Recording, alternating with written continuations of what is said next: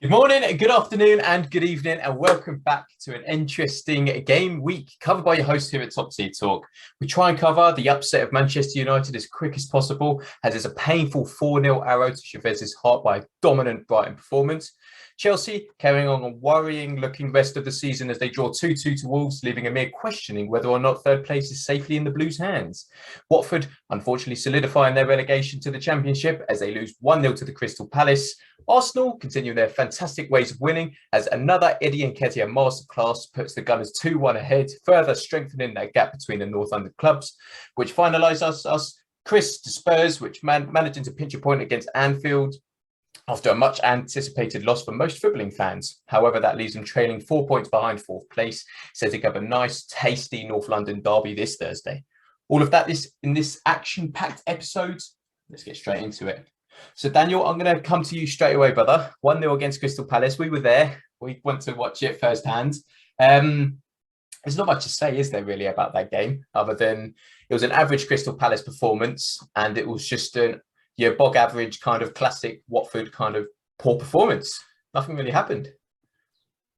We're relegated. See you next season. Moving on. Do you know what? I'll accept that. I'm cool with that. I actually think we should just leave it at that. Yeah, I honestly agree, because from what I saw, it wasn't a good performance whatsoever from Watford. Roy Hodgson was laughing. I didn't watch the game. Yeah, I was there. I didn't watch the game, and I was there. Players were a bit dodge, so yeah, it's a bit iffy for that one. But yeah, fair enough. We have to go back to one second. Yeah, Dan, can you describe Roy Hodgson's managerial era at Watford in 3 words for us, please? For the sake of political correctness, no. Dan, I do have a question about Hodgson for you. So I couldn't help but notice at the end of the game, he was lapping it up from the Crystal Palace fans, going around giving them applause. And then did he not even go over to the Watford fans? No, he didn't. This is an exact quote. An exact quote from Hodgson. The away fans are too far away. That's so poor. You just got relegated and he's trolling. I'm sorry. Dan, he is a poor. Hence my comment for political correctness. I'm not going to say anything about him. Just go. I'll leave it at he's an old man, sick of being a retirement home, probably got memory loss or something like that. Fair enough. I'll leave it at that. I mean, I'll come straight to you. Third place is looking a bit shaky now for you Chelsea boys, as it's like a 2-2. You thought Romelu Lukaku would come back on form, but your defence let you down towards the end. What happened? I remember 1 or 2 months ago, you and Chavez said Arsenal could get top 3, and I laughed at you. I reckon by the end of the season, you'll be laughing at me. It's possible. It really is possible right now. I guess we've got to start with the day with our new owner, Todd Bowley. Yes, American. Yeah, American guy. At least that's done. I don't know much about him. I'm not going to pretend I do. So let's just hope he forks some money in the summer for a new defence. But yeah, the game was shit, to be honest with you. The fact that we concede 2 goals like that, it's just not good enough for a top 3 team. It is not good enough at all. Lukaku, 2 goals, man of the match. I believe in redemption. If he wants to start that now, I'm all for it. I gave Werner about 500 chances. So why not? Yeah, just shit. Give some blame to Tuchel, bringing on Sarr and Sal. Both piece of shit players.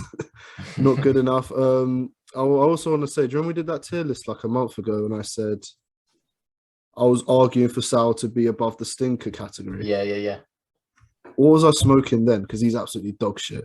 Just the everything about him is shit. Like it's made me realise if a player from a big club joins another big club, there's a reason that player is leaving that first club in the first place. Sal left Atletico because they knew he weren't good enough. I don't know why we got gassed. I got gassed over him, thinking, we've got a sick midfielder on a loan. He's not good enough. Chris probably has the same with Emerson Rowe. When Barcelona let go a player like that, they obviously know it's not good enough, and we get gassed over it. So maybe from now on, I shouldn't get gassed over signings. But yeah, it is a tough one. But the fact that I'm thinking right now, I went into that Liverpool game thinking, Liverpool, please win, or Leeds, please do a job on Arsenal. That's worrying signs, to be honest. Yeah, it's not good at all. It's not looking good. It's funny you say that, because now for the rest of the games you've got left, is it Everton? Have you got Everton left?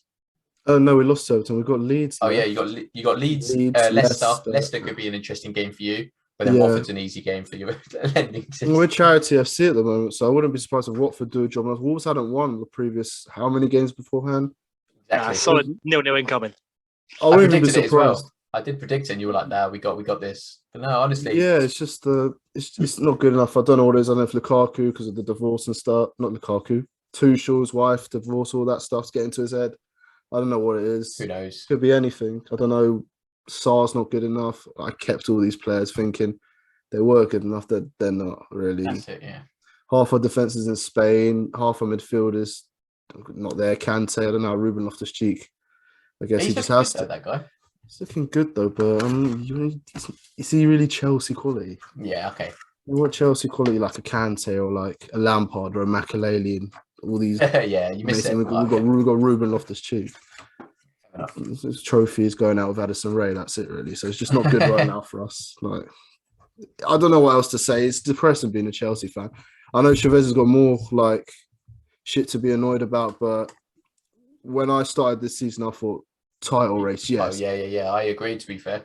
Exactly. When you buy someone like Lukaku, you expect title race. But the fact that we're in a top 4 race and I'm hoping other teams around us in a top 4 race are losing ain't good signs at all.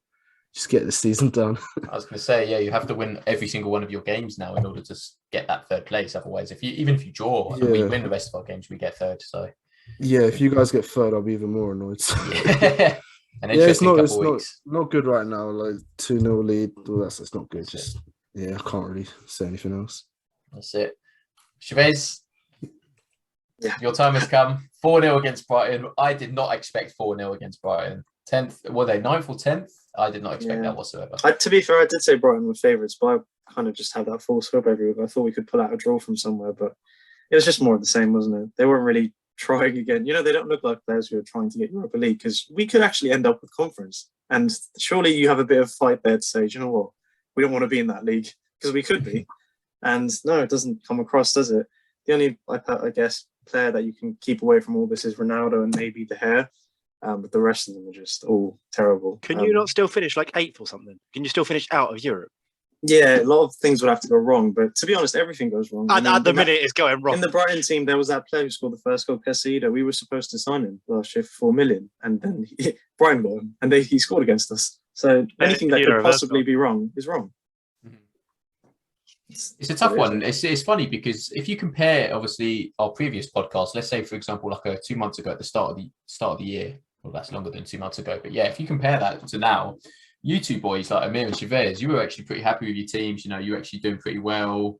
I think United were maybe 4th at this time. Chelsea were 3rd. Like, and me and Chris were probably the ones who were upset. And now all of a sudden, like the wheels kind of spun in a whole 180, and now you guys are quite upset. You wouldn't expect it either. Like big clubs like Chelsea and United, like suddenly dropping points, and it's not going well for you guys. Whereas, you know, us North London clubs, and luckily, Chris, us teams, we're actually wanting to fight for fourth position and get Champions League spot, which is nice. It's finally nice to see for us, but it's quite hard to see, obviously, from Amir and Chavez's point of view. So,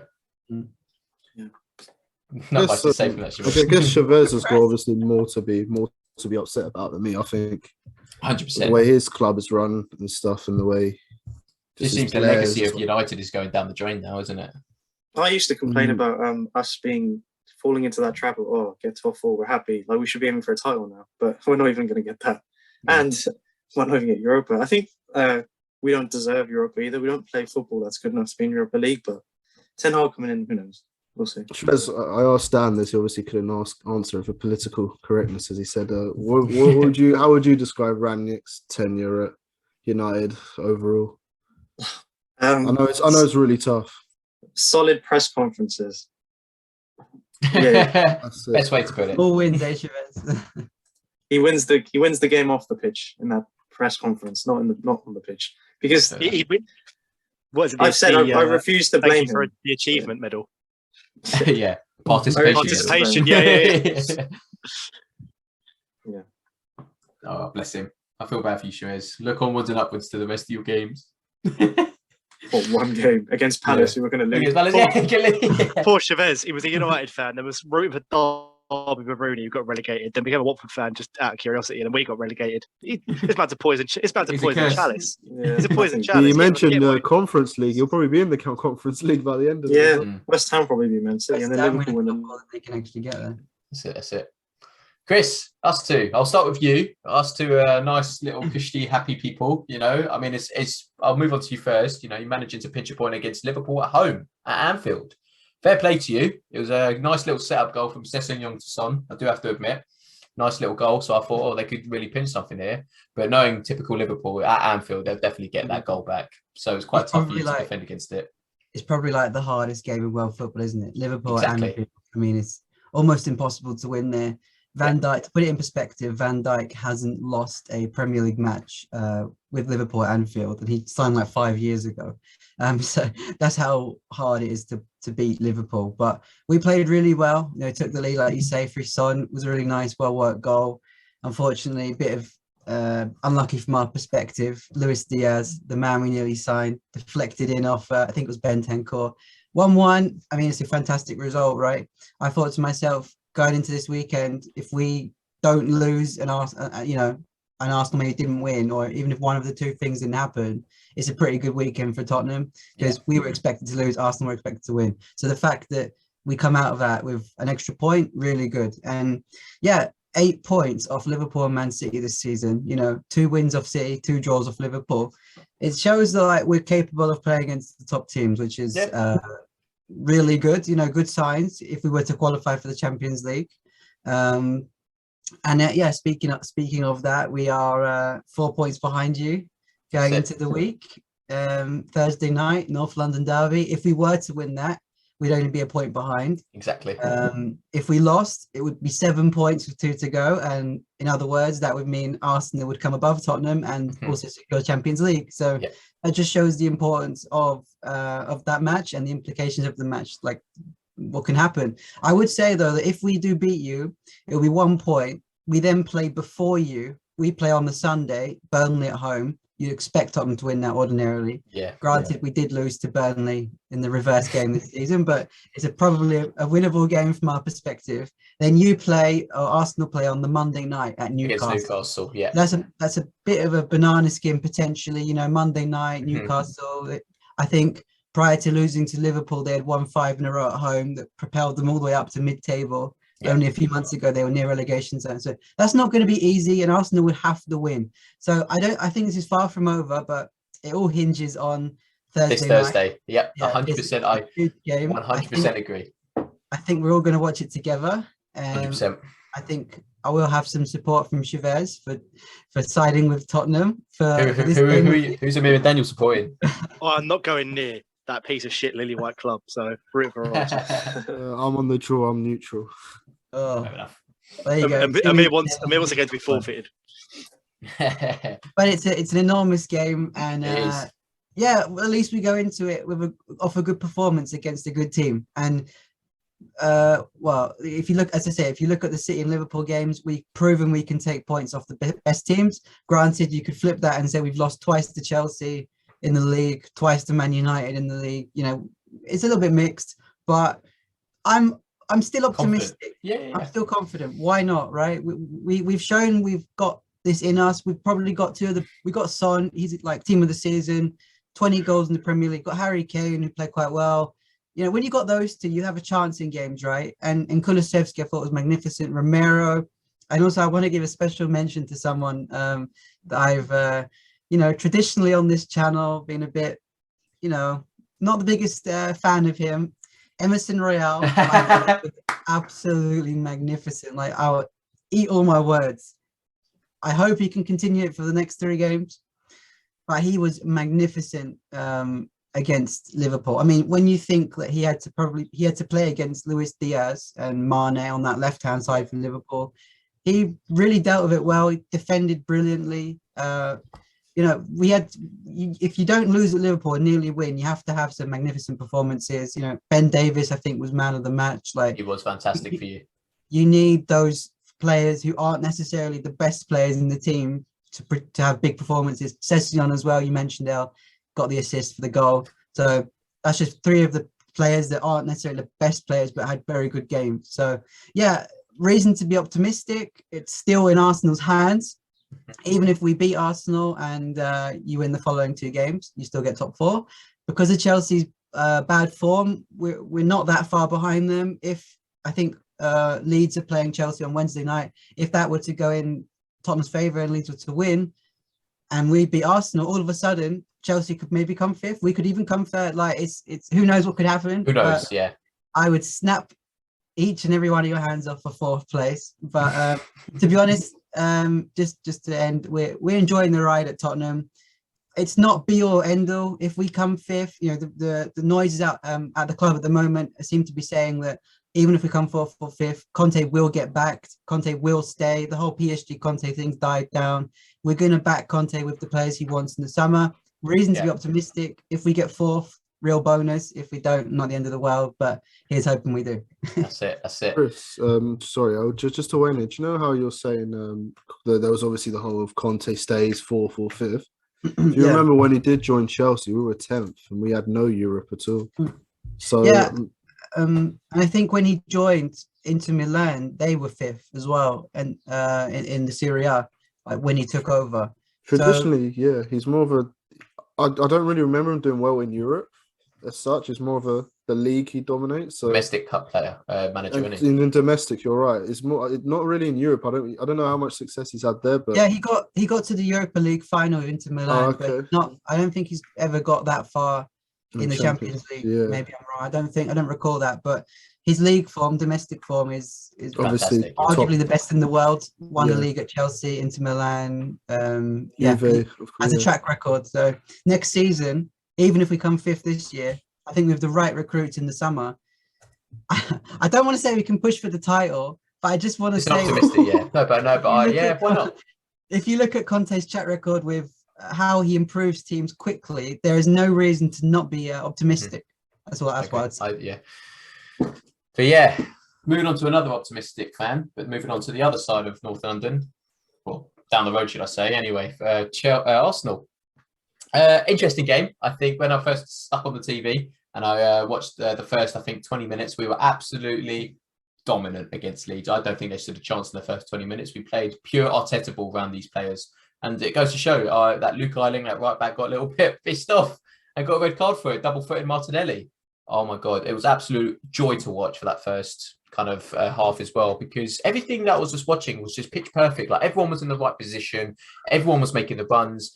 It was just there, tiki-taka, bang, bang, bang, bang, bang. And it was just so good to watch. It was literally like prime kind of Arsenal, like watching Jack. Do you remember the Jack Wilshere goal against Norwich? Watching that type of football, go ahead and just keep it playing for all of the half. And I loved it. I really, really loved it.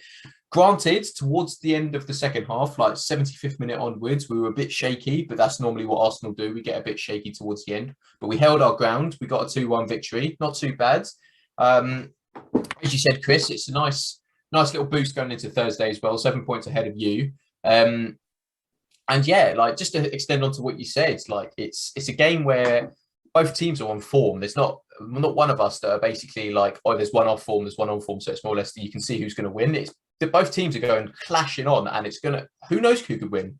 Like you could win, we could win. It could be a draw. No one knows because it's such a good game. Do you know what I mean? Whereas, like, for example, if it was like Man United versus Spurs, you'd be like, oh, Spurs are favouring this. Or let's say, for example, I know you're a Chelsea fan, Amir, but let's say, for example, worst comes to worst, and like because the poor form Chelsea are on currently, just for these couple of games, like if Chelsea played Spurs, you'd think maybe Spurs could nick it.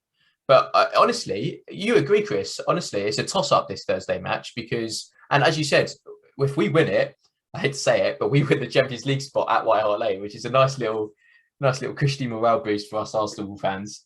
But as you said, if you win it, then you're only a point behind us, and it's all to play for.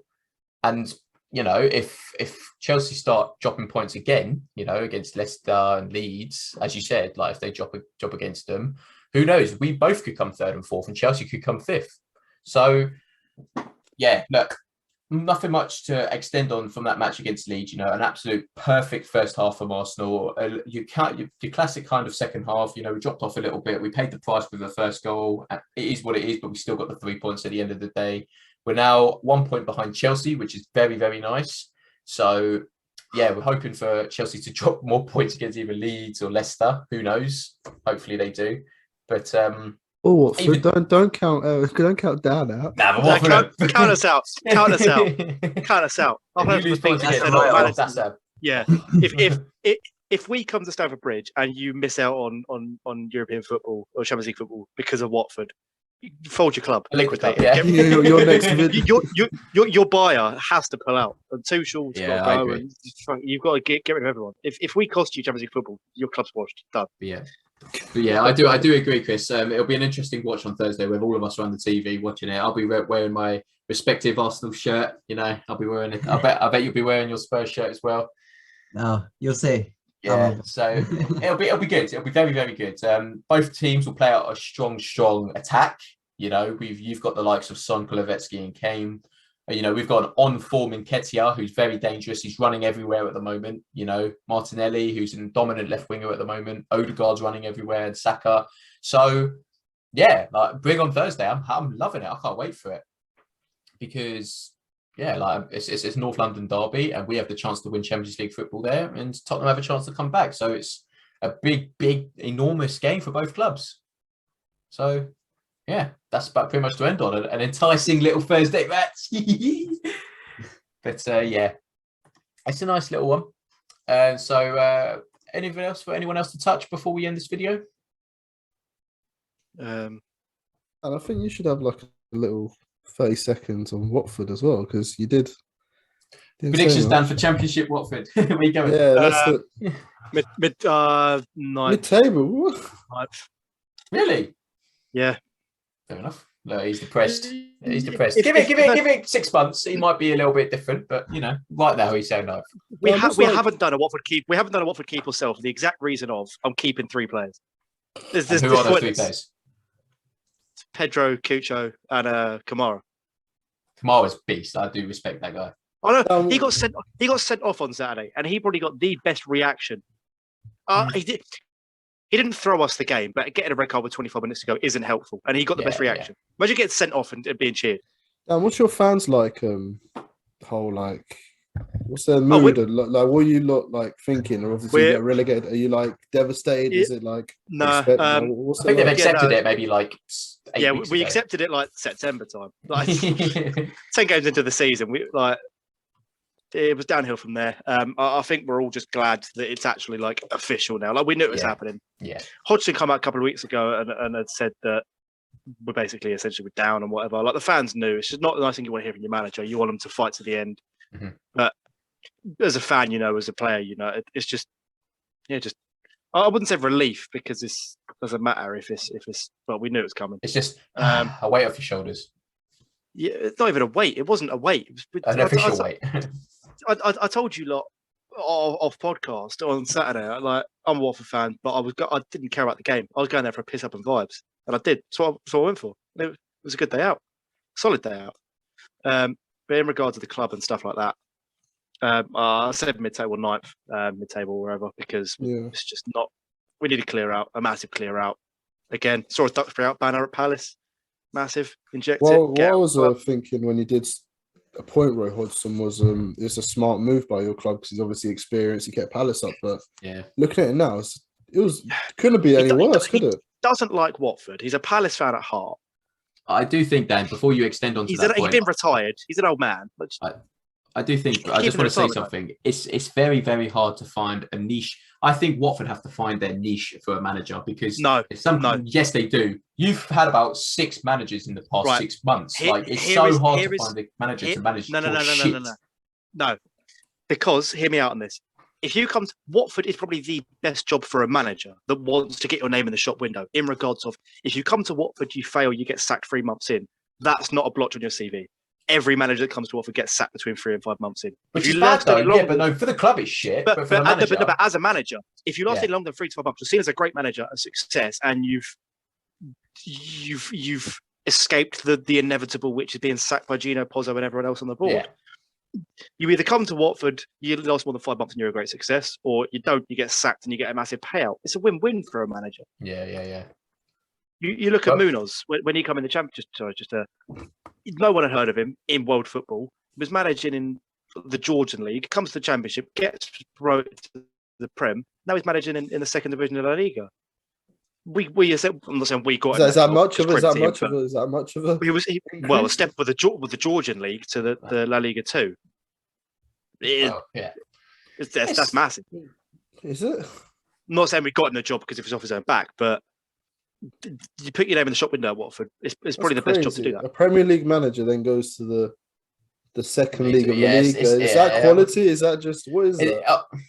Yeah, but he hasn't got the experience. He's still a young manager. He's still a fresh manager. Right. He doesn't even have all of his proper. He doesn't even have his proper qualified coach. John Eustace, if you're gonna ask him. Yeah. What about personally? No, not who's gonna be it. Who do you personally? People have mentioned Diego Martinez. Worked under the Pozzos at Granada, I believe it was. So he's got relations with the family and stuff like that. And he was the one, I believe it was, took Granada into Europe. Okay. So go with tried and tested. I don't want Santos Roy back for a third time. I don't want the final dance again. The last dance not happening again. They've come out at fans meetings I mentioned a few weeks ago. They'd said that they've regretted sacking Javi Gracia. I wouldn't be completely against getting him back, but that's as a last resort. You don't want to keep on recycling managers because it is probably proved it doesn't work. Get someone in, build a project. I know you lot take the piss, but it's just boring. It's just boring watching sacking. I feel bad for you, but then it's still quite funny on our behalf. No, it's as I said, I'm there for vibes. I know it's not good to see it happening to your own club. It's funny. Yeah. If Burnley's second goal went in, I looked at my dad and we just started cracking up. You've got to laugh or you cry. Yeah, true. It's funny. Right.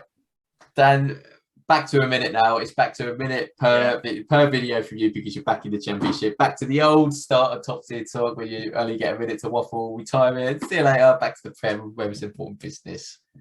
But that's football. So an interesting little game week that's happened for us. Only a few happy fans, me and Chris, and the rest are quite depressed. So let's look forward to next week and we'll cover a load of the match week, the midweek fixtures as well, including the old Arsenal with the Spurs, Chris. So you either see a happy me or happy Chris. So look forward to it. For everyone watching, thank you very much and take care.